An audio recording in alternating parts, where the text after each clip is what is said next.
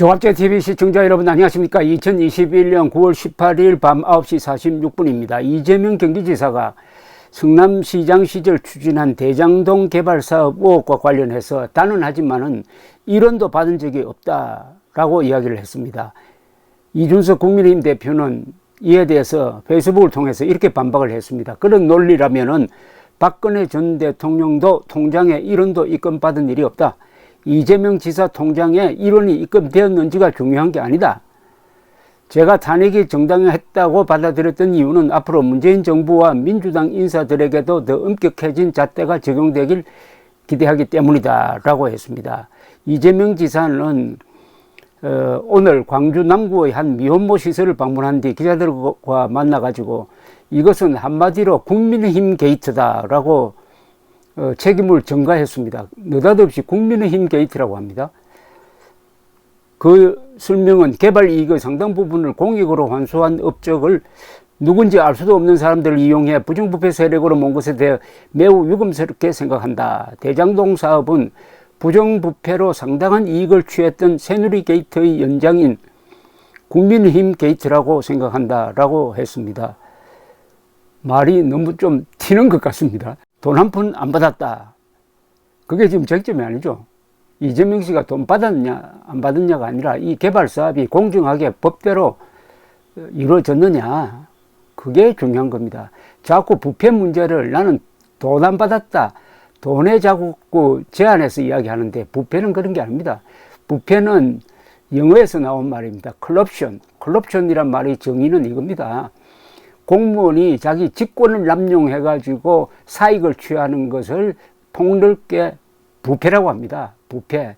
예컨대 이재명 씨가 경기도민에게는 소득에 상관없이 전 도민에게 1인당 25만원씩 재난지원금을 지급하기로 함으로써 중앙정부의 입장과 완전히 다른 입장을 취해서 일종의 득표를 위한 예산 집행 아니냐. 그게 추가로 드는 돈이 수천억 원입니다. 이게 바로 부패입니다. 공정하게 돈을 나눠주는 게 아니죠. 공정하다는 것은 다른 국민들과 같은 원칙에 의해서 줘야지. 경기도에 산다고 해서 소득 상위 12%에 해당하는 사람들은 안 받아야 되는데 그 사람들까지 나눠주면은 이게 국가 권력, 이 경우에는 이재명 씨의 자기의 권한을 남용을 해가지고 돈을 낭비하는 게 이게 부패입니다. 그런데 이재명 씨는 자기가 우리나라에서 가장 깨끗한 공무원이라고 착각하는 사람인데 1원도 안 받았다는 걸 강조하는데 이런 문제가 아닙니다. 1원짜리 문제가 아니에요. 근데 지금 제일 중요한 것은 이거죠. 이재명 대법원 판결에서 이재명 지사를 말하자면 살려준, 그래하여 대통령 후보 경선에 나오도록 길을 열어준 그 중요한 판결, 무죄 취지 판결에서 핵심적 역할을 했던 권순일 대법관이 퇴임하고 나서 요새 특혜 시비의 한복판에 있는 이 화천대유란 회사의 고문으로 일을 했다. 요게 하나의 연결고리가 되겠습니다. 이재명과 권순일과 화천대유란 회사, 이건 연결고리가 있습니다. 여기서 중요한 뭐가 나올 가능성이 있다고 생각합니다. 예컨대 얼마를 받았느냐, 고문료를 얼마를 받았느냐, 그게 예컨대 연간 한 몇억 된다. 연간 뭐 한 2억쯤 된다. 이렇게 되면은 그 돈의 성격에 대해서는 심각한 법적, 도덕적 논의가 필요할 것이고, 그렇다면은 이 화천 대유란 회사의 실질적인 소유자가 권순일, 기자 출신인데 권순일 대법관을 영입했다고 하는데 왜 그럼 권순일 대법관을 딱 찍어서 그랬을까? 여기에 이재명을 의식한 뭐가 있었지 않느냐 하는 이런 쪽으로 또 논리가 상당히 더 깊어질 가능성은 있습니다.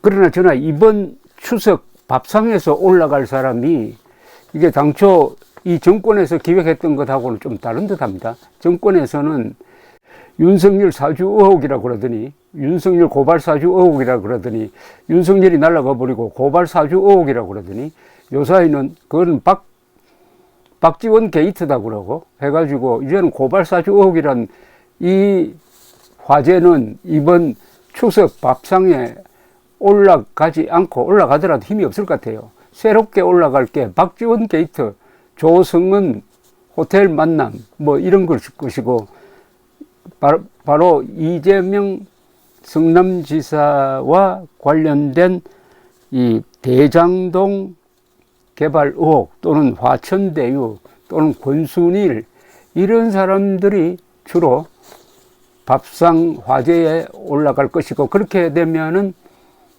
민주당이 불리한 여론 형성이 될지 모르겠다. 그래서 이 추석 연휴 끝나고 여론조사를 한번 해보면 흥미로운 결과가 나오지 않을까 생각됩니다. 그런데 어제 발표된 한국갤럽의 주간 여론조사에 이미 아주 흥미로운 데이터가 나왔습니다. 즉, 문재인 지지율이 폭락하고 문재인 부정평가는 폭등하고, 그리고 국민의힘 지지율도 폭등해가지고 탄핵 사태 이후에 최고치를 기록하고, 그 다음에 이재명 지지율이 한 달 전에 비해서 떨어지고 윤석열은 오히려 오르고, 그러니까 이 고발 사주 의혹 공작이라고 해야 되겠죠. 고발 사주 의혹 공작이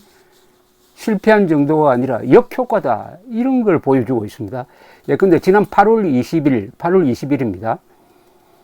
한국갤럽은 아주 보수적인 쪽인데, 이쪽에서 1000명을 상대로 조사한 여론에 의하면 플러스 마이너스 3.1%포인트의 오차 범위를 갖고 있습니다. 호감도에서 이재명 40%, 윤석열 29%, 이낙연 24%였습니다. 8월 20일입니다. 약 한 달 전이었습니다. 그런데 어제 9월 17일 발표된 조사에 의하면 이재명은 호감도가 40에서 34로 6%가 빠져버렸습니다. 내려갔어요. 그리고 윤석열은 29에서 30으로 오히려 플러스 1%가 되었습니다.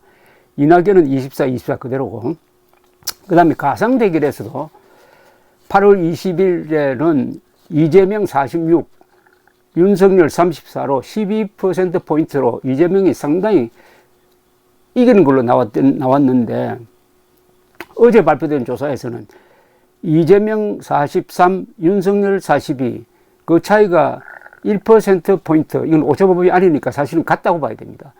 같아지고 말았습니다.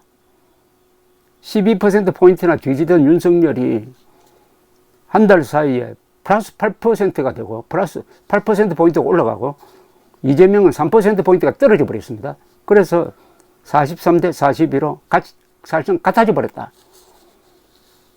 이렇게 되었습니다.